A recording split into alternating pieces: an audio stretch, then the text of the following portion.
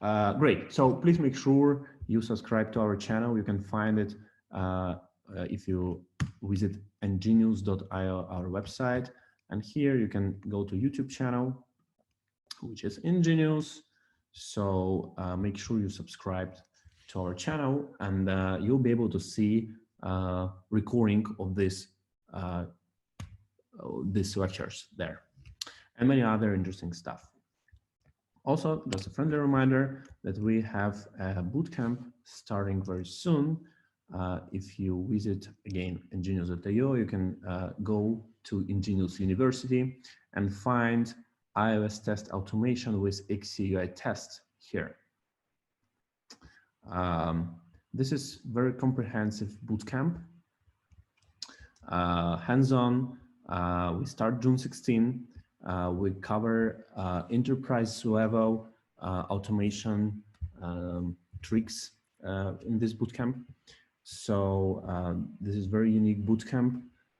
Please schedule a call and we can find out if you are eligible for it, because we cannot accept everybody there. We require either manual QA experience or some programming language knowledge. So schedule a call. You'll find many interesting stuff. We also have early bird registration, which is very limited. So do not miss your 500 off. That's our announcements. And now we can start coding. So let's see what I have for you today.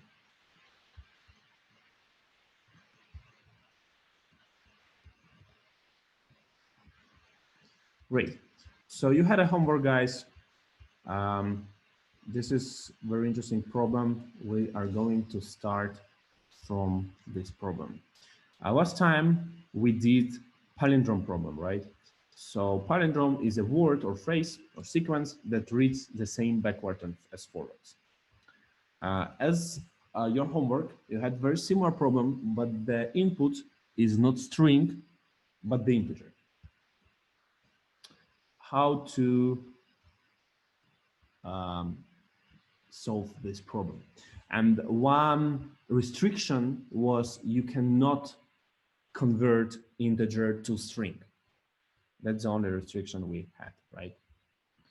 Great. So how are we going to do that? Let's create a new file. And this will be integer palindrome. Very famous problem. Lots of interviewers love this problem.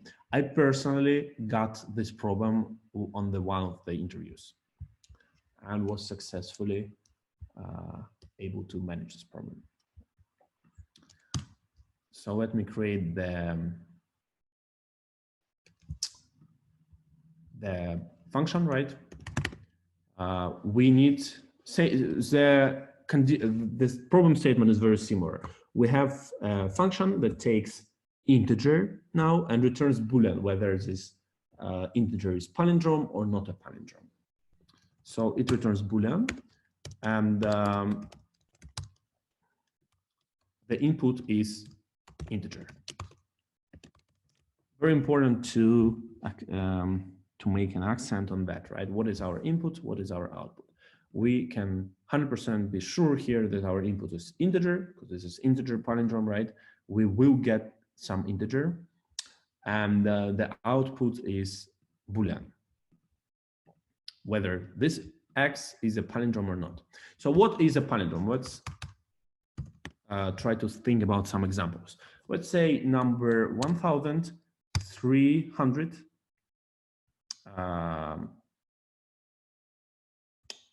331.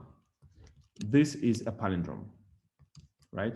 Because you can reverse this integer and you get the same integer. But you are forbidden to cast this integer to string. So we need to think in integers. This type of algorithms is called arithmetic algorithms. Basically, the main idea here is to manipulate with arithmetic operators and somehow solve the problem. Usually it is a pure math here. And we will show you today how to do this concrete problem, but many similar problems are very, very similar in terms of solution. So they will use same math and same operands. Great. So before we can do that, can you provide in Slack channel plus if you were able to do this problem at home? Just for me to understand what is the percentage of students who are trying to do that.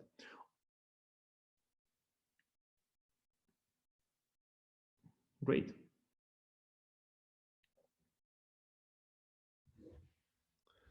Cool. Nice. Great, great, great. Okay, so we will heavily use one operator here. Let's talk about this operator a little bit more. Let's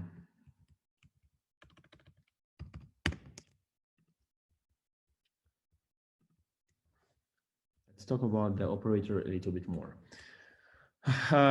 We know the modular division, right? The modular division, yes, modular, of course. Very, very popular operand in computer science. Basically, this is a reminder, right? So if you have, let's say, 16 or 17 modular divided by 2, this is 1. Why? Because 17 cannot be divided by 2 without reminder. 16 is the maximum number here that can be divided by 2. And the answer is 8. However, 1 will be a reminder, right? So 16 you can divide on 2, and there is 1 reminder after that. Same for 10. Let's say 17 modular division divided by 10 is 7. Why? Because 17 divided by 10 is 1.7. So 7 is a reminder of this division, right? 2, 8, 5, 6, 7, 5, 6, 3 modular divided by 10 will be 3. Why? Because basically the real division will be 0.3. So 3 is a reminder.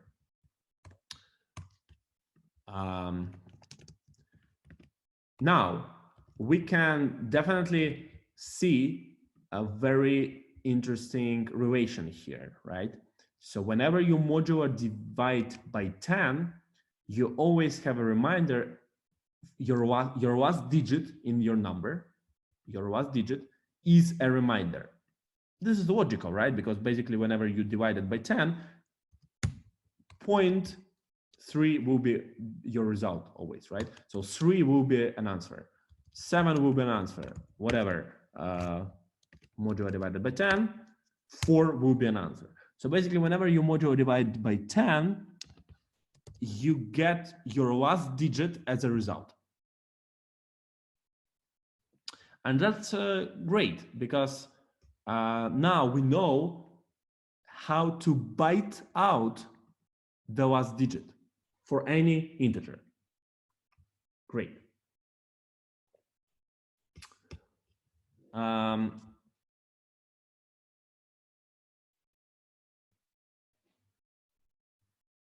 Cool. Sorry. What is this? Like this. That interesting dependency, this interesting relation will help us to solve our problem. We have an X. For example, it's 1, 3, 3, 1. So let's try to use this math phenomenon to byte out the numbers from the end. So first of all, we will byte out 1. Byte out 1 and save it. Then we will cut off the last digit. We can do that pretty easily with whole division. So basically, whatever you will divide by 10, in Java, division like this is a whole division. If you divide integer by integer and you are expecting the integer result, you will not get 3, 4, 6, 8, 7.2 because this is not an integer. So you will get basically the same number with cut 2. Does it make sense? If I have whatever divided by 10, I'll get same number without last digit. This is a second math fact that will help us to solve the problem. Basically now we have an ability to get and save the last digit and cut off the last digit. Now we byte out 1 and save it.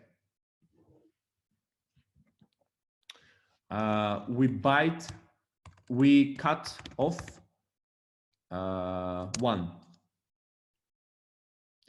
Now we byte off 3 and somehow construct, this is the last important thing here, we have 1, we have 3, we need to construct 1, 3 now, right?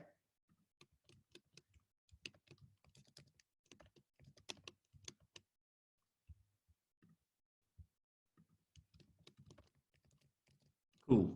And save 1, 3 now. Then we cut off 3. Then we do same with like byte off 3 again. And save 1, 3, 3, cut off 3 again. So the second. So we process the last digit, then we cut it off. Then we process again the last digit, which is 3 already, cut it off. Then we process the last digit, cut it off. And then we process the last digit 1 and cut it off. So now we have saved result, which is 1, 3, 3, 1. Reversed integer, right? We constructed this integer from the end. So now we can just compare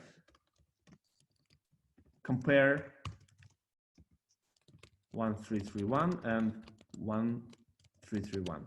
If they're same, then this is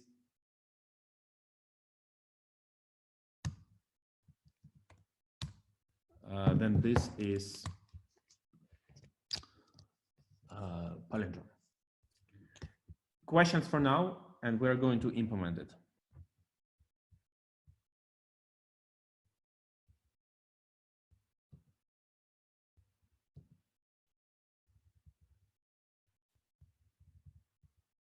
Everything's clear? Great. Let's implement it really fast.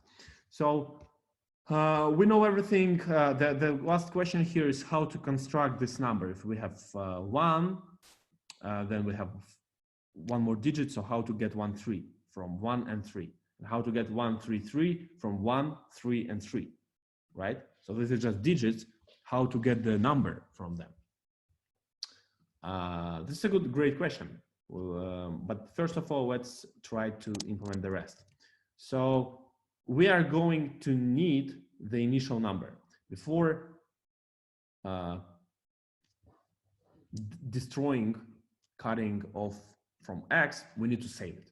So let's say X alt, which is X. So let's just save the initial X because we're going to manipulate this number, right? We're going to cut the digits from there. We definitely will need the old number after to compare. Now, let's also have reversed integer, reversed X, because we're going to construct this 1 digit by 1 digit. And initially, we are going to have 0. And then we're going to construct it. Now, while we are going to think about the condition a little bit later, so some condition will be here definitely. And while this condition will be true, we know the algorithm. We need to byte out the last digit. How to do that? We're going to do it with reminder X modular divided by 10. Now we need to construct the number. How to do this? I'm not sure yet. And then we're going to cut the last digit from X To do that, we just can use x equals x divided by 10. Or this is same as x divided equals 10. So this is in Java is basically x equals x divided by 10. Cool.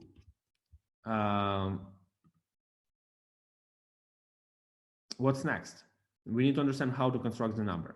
So let's say we have 1 and we have 2, or like we have, let's say, some 1, 3, 3, and then we have the remainder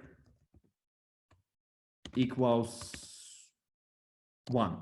So how to create, we have 1, 3, 3, and 1, how to do 1, 3, 3, 1, how to append the digit to a number. Obviously, we do not have native way to do that, right? Because it's not a string, it's real number, right? We have 133 and 1, and we are going to combine them into 1331, right? How to do that?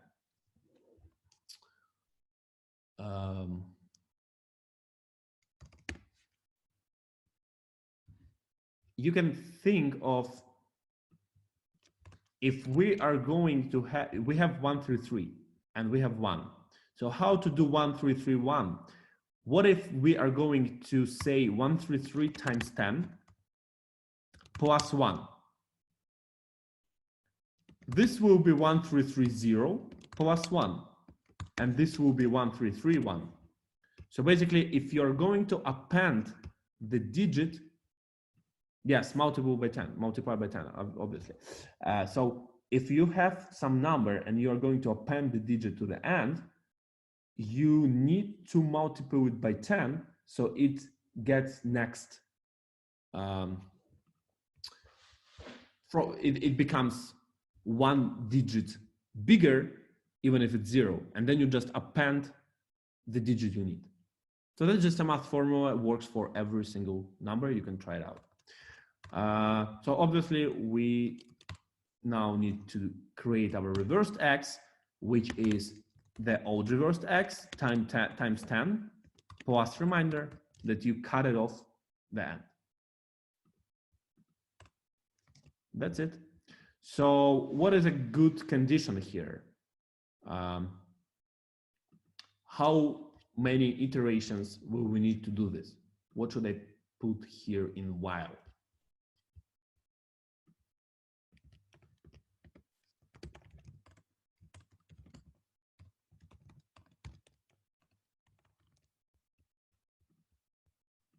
Any guesses?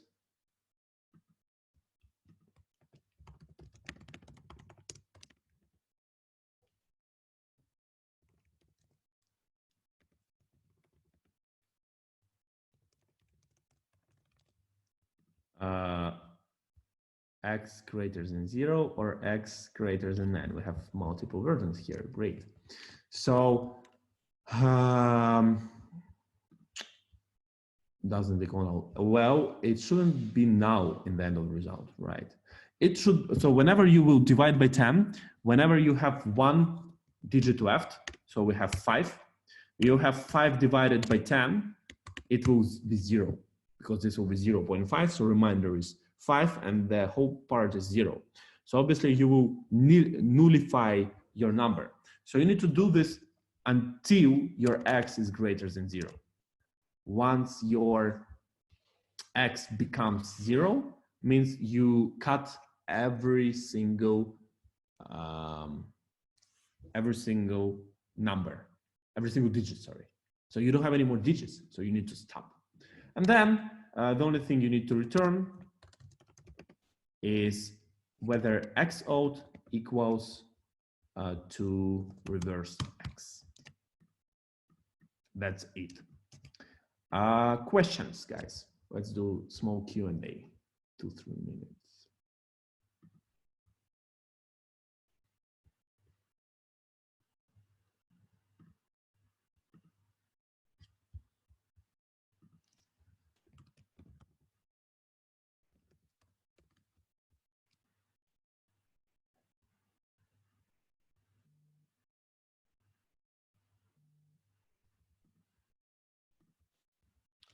We are going to talk about complexity very soon. X greater than 0 is same as x doesn't equal 0, right? Yes, absolutely. Which one, while or for loop, is better for the task from a complexity efficient point of view? Doesn't really matter. So while and for both are okay. So usually for is more universal because basically every single loop can be written with for. Because this is, by the way, not many people know, but for loop, regular for loop, has 3 sections here, right? So initial condition, end condition, and iteration. Interesting fact that all 3 are optional. So you can do same while loop if you are going to do only end condition, let's say. Right, so it will be just the same thing that while. So for loop is more universal, but for this purpose, whenever you have just one condition, it's just nicer to use while. In terms of efficiency, both are fine. Both are fine. Any other questions before complexity?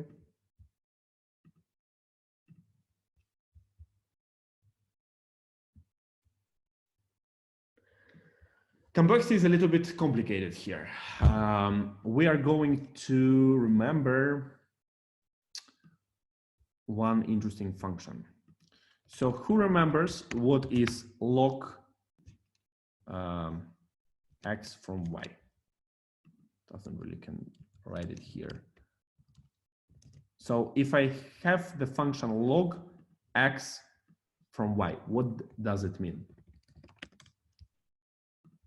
Who remembers? This is like 7th grade of math, I believe, or 8th. I'm not really sure.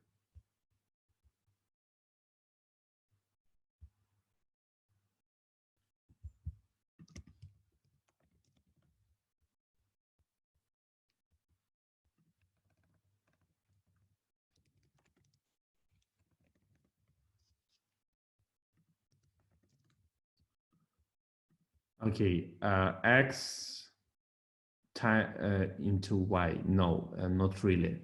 Any other guesses?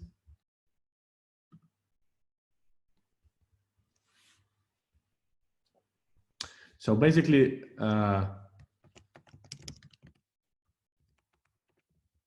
this is a power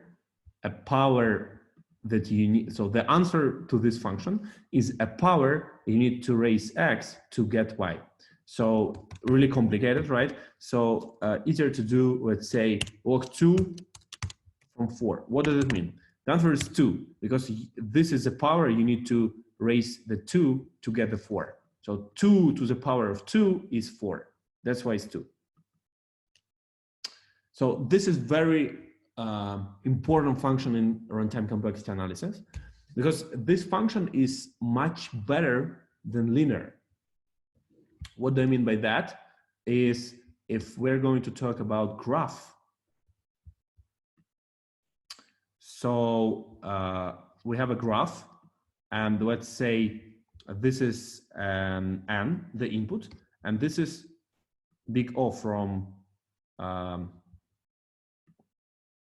n, number of operations. If this is n linear, then the linear, it looks like that. If this is big O from n square, then graph looks like that. Something like that.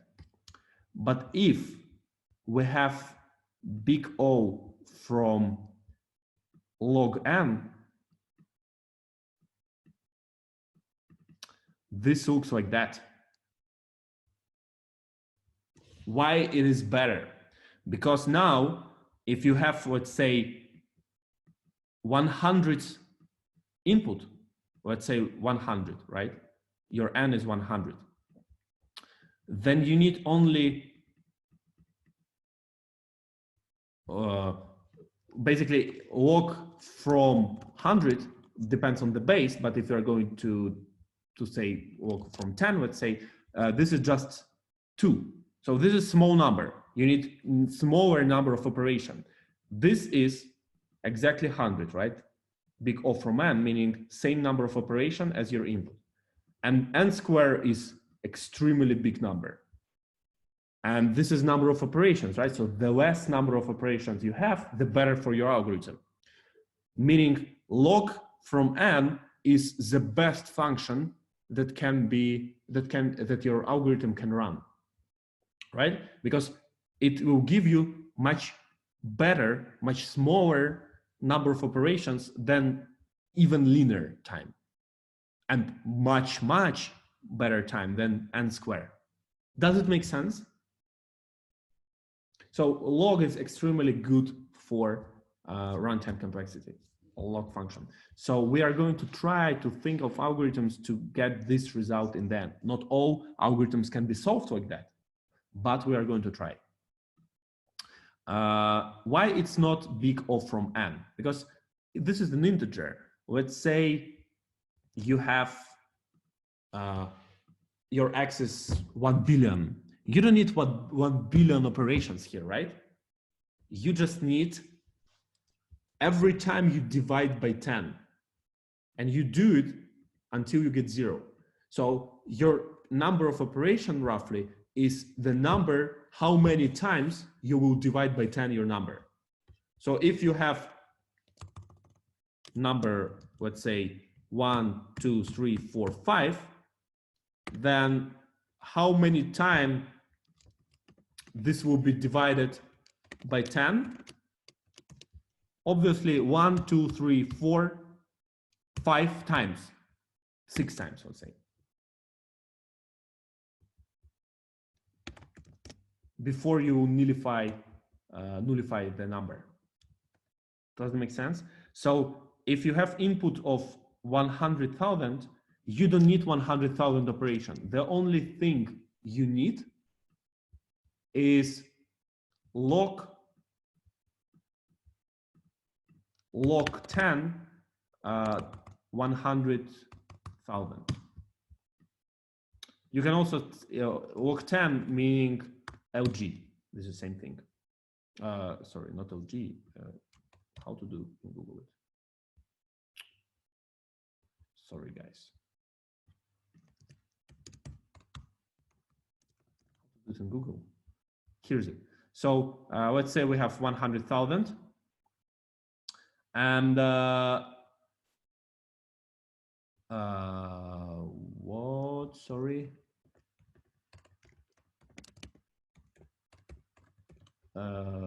Whoa. So ln is not the tens logarithm. We are going to use a log with base 10 because you divide by 10 every time, right? So basically you need, I see. Never used Google thing here. So basically this is do like this, 10 log 10 100,000, right? No, that's not true. It's not 50. How to use log 10?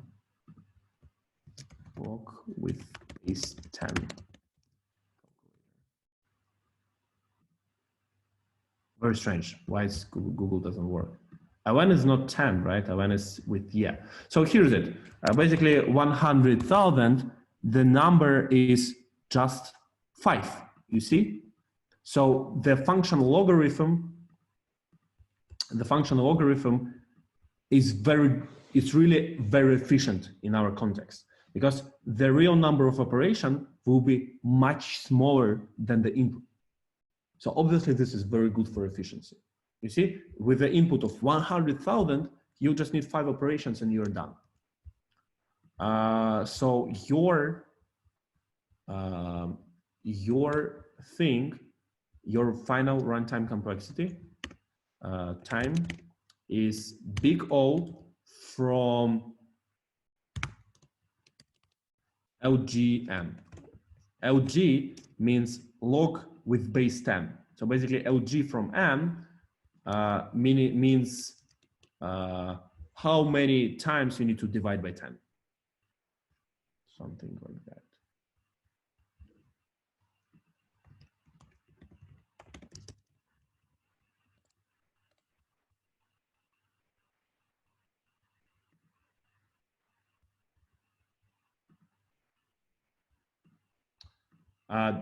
Questions?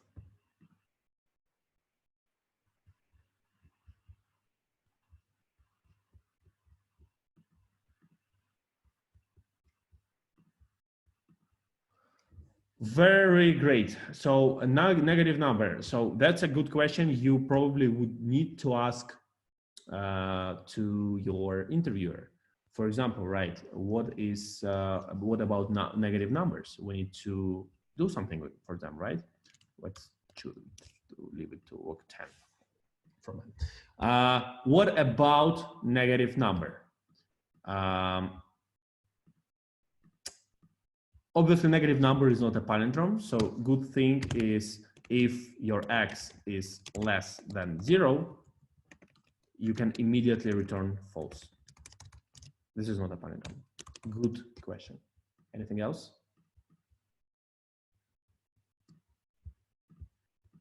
Because negative numbers are not palindromes. Let's do one unit test and move forward. We have one more problem today.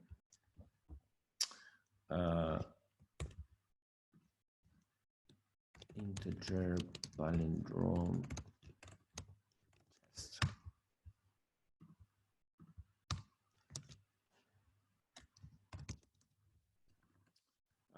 Let's copy the annotation from here.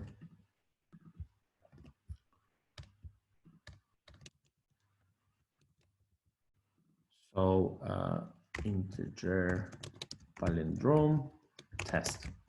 We have the int, let's say x, which is 1, 2, 3, 4, 3 to 1, like this. And we have the integer palindrome, which is new integer palindrome. So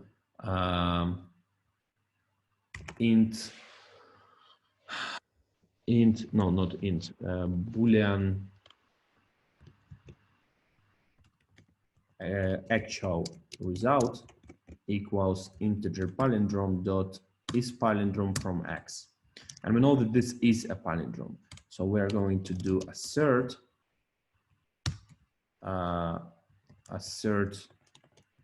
true actual result. And let's do same for not palindrome. Integer not palindrome test. Let's just do 9 here and do assert false. Let's run both and move forward. No question. This is pure arithmetic coding problem, or arithmetic type of algorithms. Very popular. So whenever you practice, make sure you cover those. And we passed those tests. Great. Our next problem is also very popular. So the problem statement is very simple as well. By the way, we didn't cover memory complexity there. What is the memory complexity here?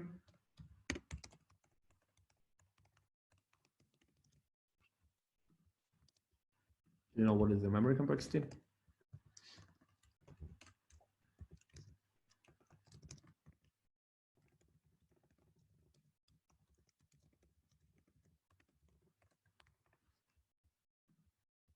Yeah, it's constant. We didn't really use memory, right? We allocated 2 variables, which is nothing, and that's it.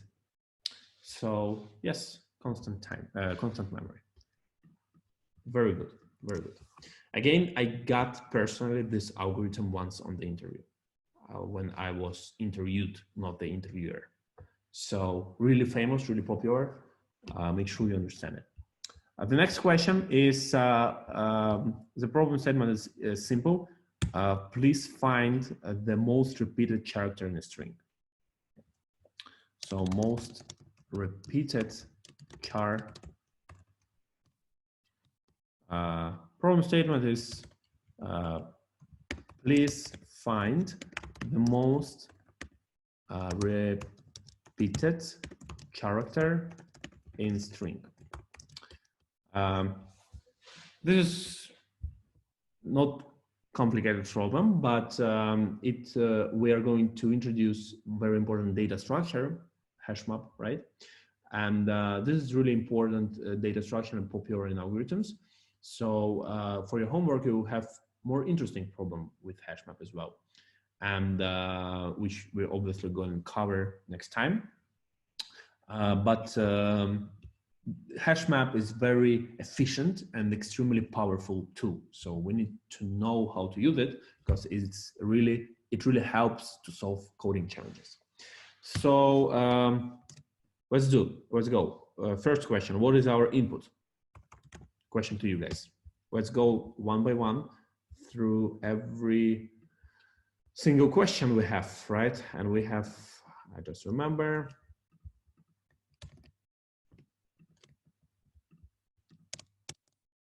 our 8 rules. Obviously string, right? So public something, most repeated char. Input is string. What is the output?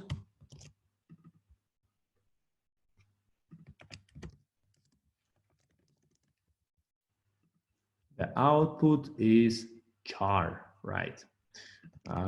So we need to find the most repeated characters. So obviously they're expecting from us character. For those who doesn't remember, character is one single character. So basically you cannot say string to a type character. You can say just A or B or C or space or invisible character, whatever character you can imagine of, but only one. Great, so done. What data structures and methods associated with it will be used? We are going to use hash map, right?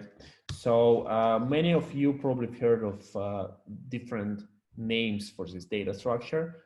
There are many. You can think of dictionary, map, hash map, Redberg tree, whatever. So many interesting names, but the idea is simple. It's I like the name dictionary because it's real dictionary, right? You save key and value pairs.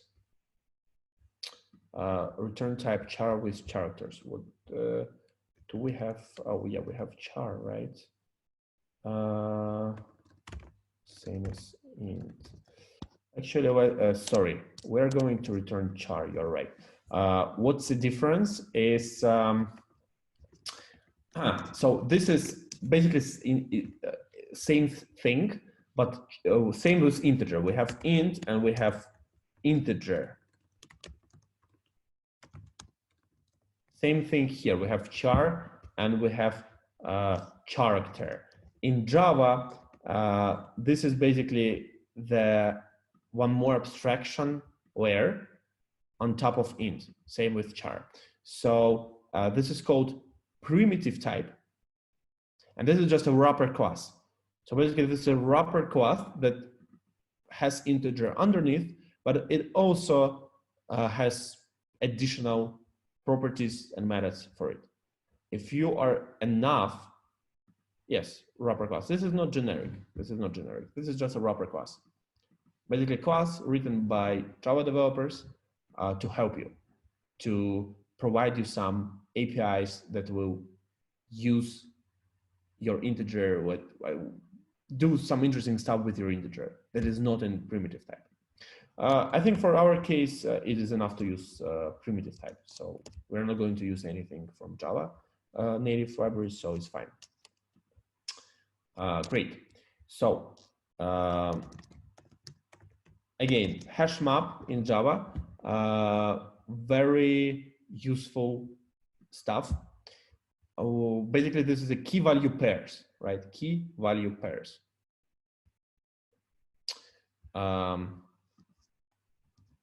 And you save key and value, key and value. Let's say you say name and address. So basically you save name Boris and the age, whatever, let's say 25, corresponding to the name.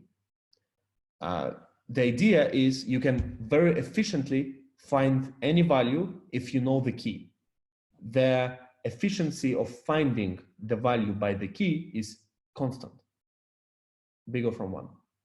Let's assume that.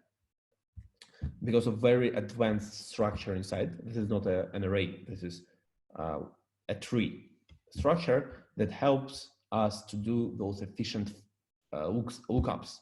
If you have key, you immediately know the value. That's the main principle. Not the vice versa though. If you have a value, it is hard to find key. It is impossible, but it takes time. It's not efficient. Cool. So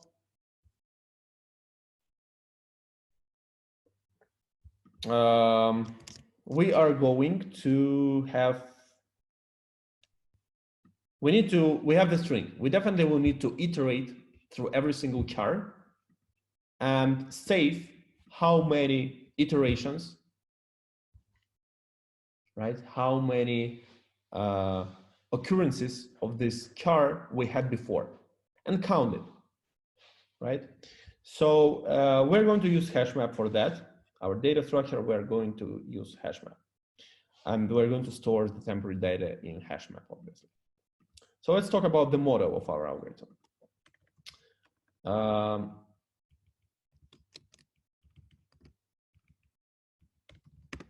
Iterate through every char. Look up if you have the char in your hashmap storage. So hashmap initially will have what data types of key and value. So whenever you initialize hashmap, it is important to init key and value types, data types. So what is our data type for key and what is our data type for value here? Right, so basically we're going to store char int. What does it mean? It means character and corresponding number of occurrences. Did I misspell it? Occurrences. Occurrences. Sorry. Yeah. Right.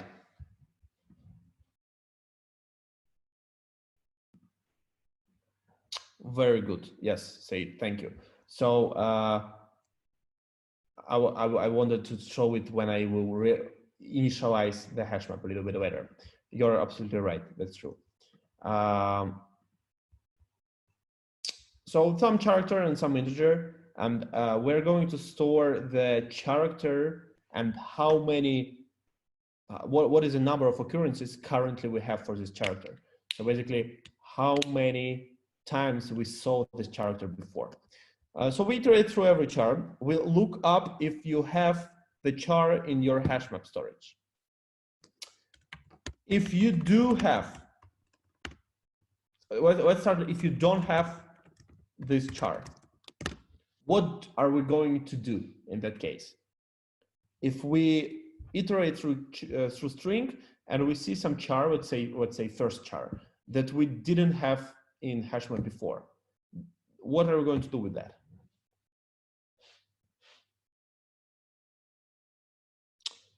Insert to a hashmap with what value? So the key will be this character that we saw, right? And the value will be 1 because basically this is the first time we see this this char. Means this is the number of occurrences at the moment is 1. If you do have this char, then what are we going to do? If we have the char already,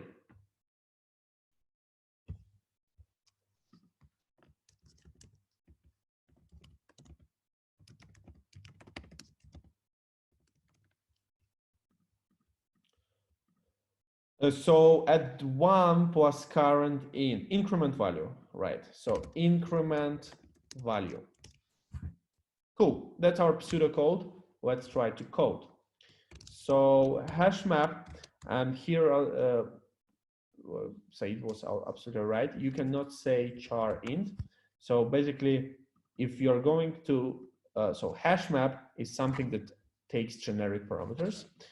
Basically, you can create a hash map with any type of pairs, right? That's why it is important to provide wrapper classes that are allowed by generics. So basically, char and integer, whatever, map or result, whatever, new hash map, blah, blah, blah. Cool, so we have this hash map. Now let's iterate through the string. So we are going to use for each loop. So basically, I'm going to say for char, or let's say character, every character in my string, right? What's char, whatever. Of course. Java is not my primary language. My primary language is Swift. So basically, whenever you cannot iterate through string, you need to do two char array, really? Interesting, of course, makes sense. We're not going to create char array because it's extra memory, right? We're going just to use for each loop, a for loop. So for int e equals 0, I is less than str.length, I plus plus. Our current character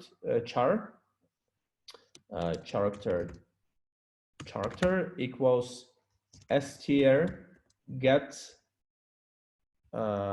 char at I. Great. So we are going to find the character. And now we have two cases here. Either we do have the char or we don't have the char.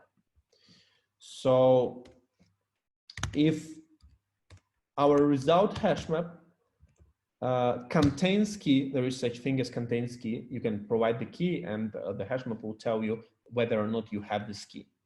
So if you have key character, then, well, let's start if you don't have. If you don't have this char, then insert to a hash map with value 1, right? Logical. We are going to say result, put and insert their character with 1. Else, if there is such character in your hash map, then we need to extract the value, increment the value, and reput the pair into the hash map. So hash map has unique keys. If you're going to try to push the pair with existing key, it will just resubmit the pair. So basically it will update the value for the same key. We're going to use that, right? We're going to say result current, let's say current value equals result get character. So our current value, let's say it's 2. We're going to say current value plus plus, incremented by 1, and reput it. So result put character and current value, which is incremented already.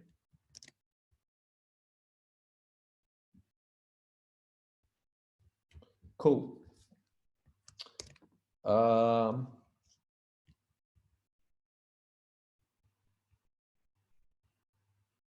Right. So what will be our result here?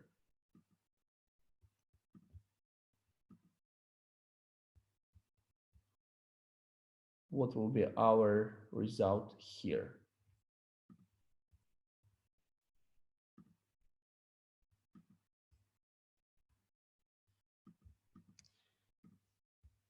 Basically, I don't remember whether or not we have some native way to say to find maximum entry.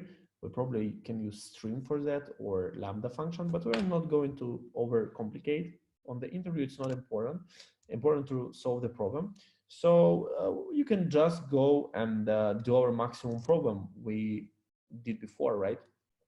So basically, you can just use one more for loop and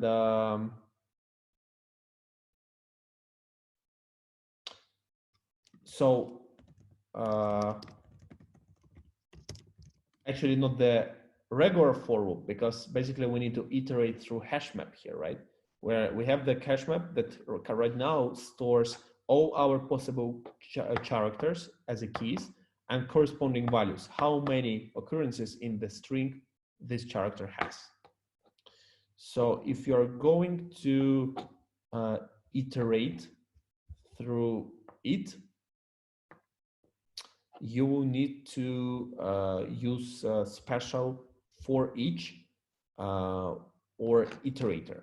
So basically, if you're this is just doesn't really algorithms, it's just a Java syntax, right? How to iterate through hash map.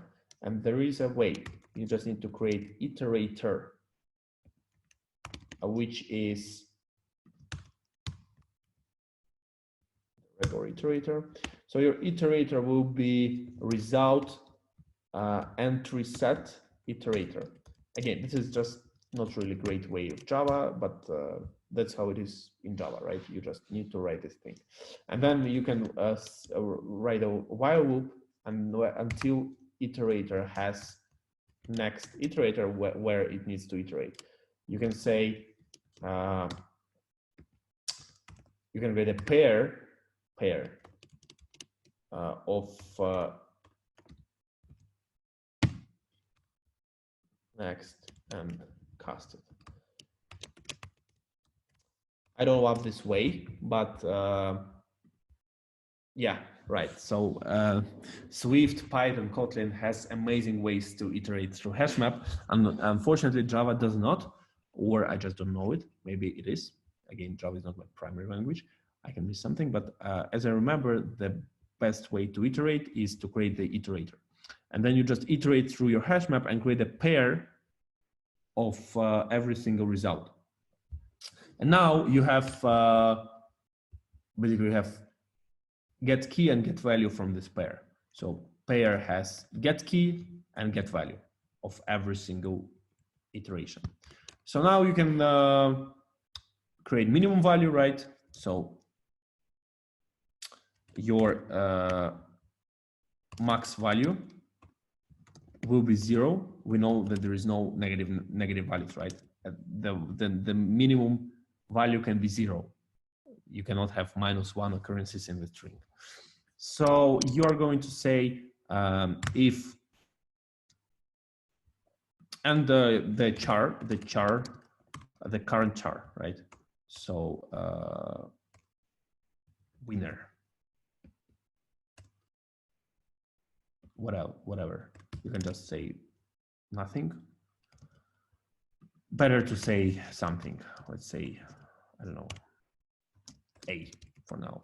Or let's just do string. Let's just use string from 0, and we're going to sorry, the first char in our string, and we're going to say that if our string is empty, then obviously there is no winner, right? So let's just return whatever, return. This depends on the condition. It's a good question to the interviewer, what to return if string is empty, right? There is no winner.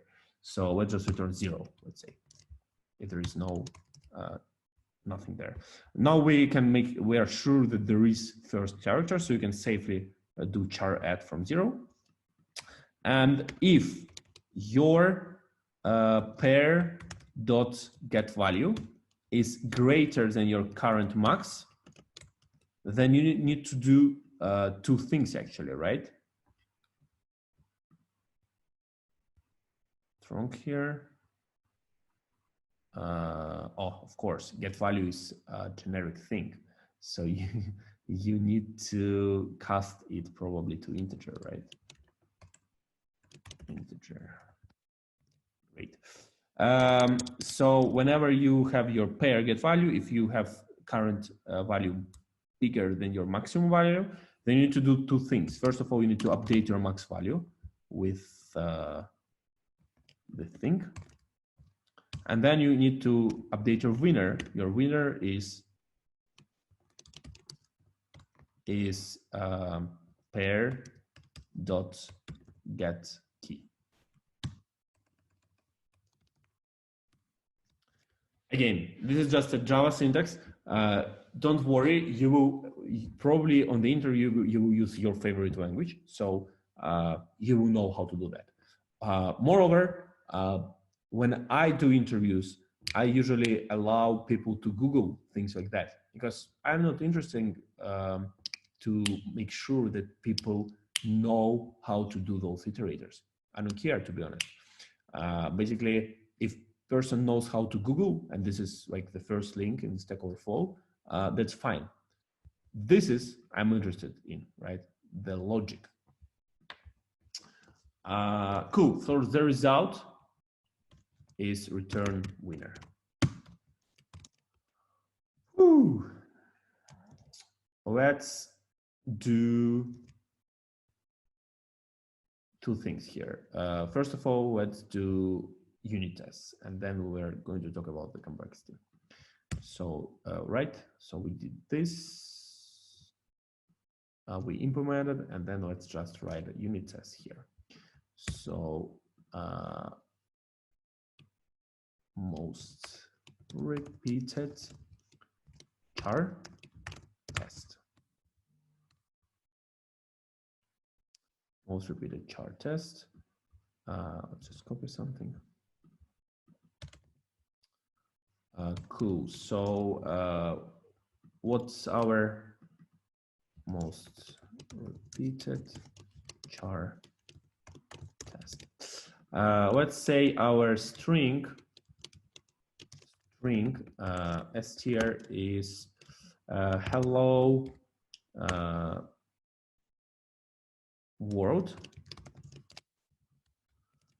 and the most repeated char here is L, right? So we have 3 L's here and only 2 O's. So L is the most repeated char. So char expected result is L. Now we can say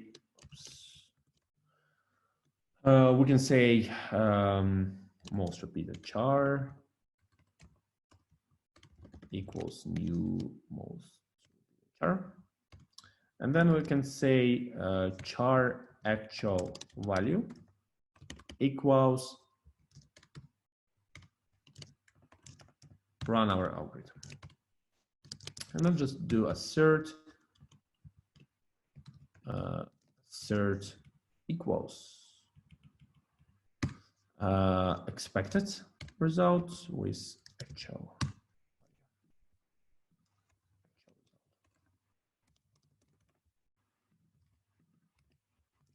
Let's run it. And we passed the test. Questions?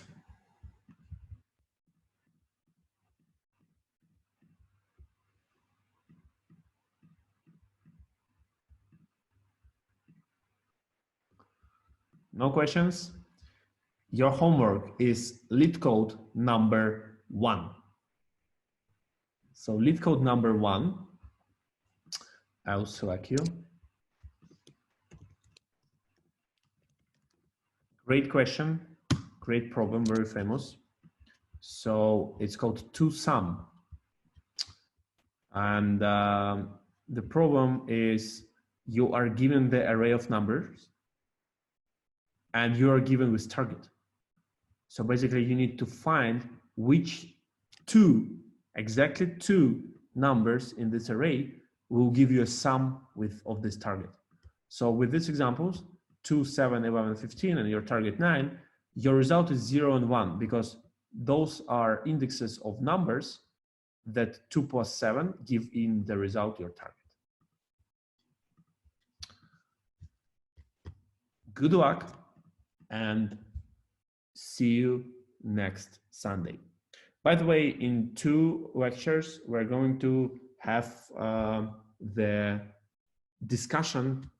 So it will be less algorithms for one lecture, but we're going to discuss how to make a strong case on the interview, how to do the strong resume, what are important things in the CV you need to know in order to be admitted by interviewers.